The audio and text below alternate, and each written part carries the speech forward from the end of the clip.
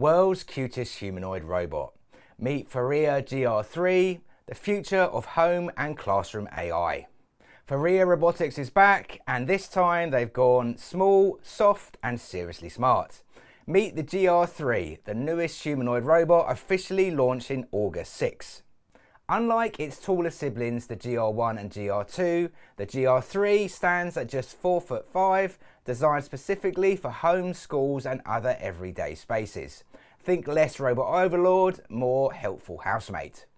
Earlier previews show a friendly, more approachable design, complete with expressive eyes and a softer aesthetic.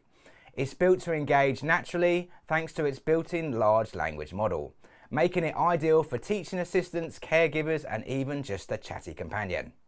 While it may not lift heavy loads like the GR1 or flex dexterous robot hands like the GR2, the GR3 focuses on being accessible, interactive and yes, charmingly compact.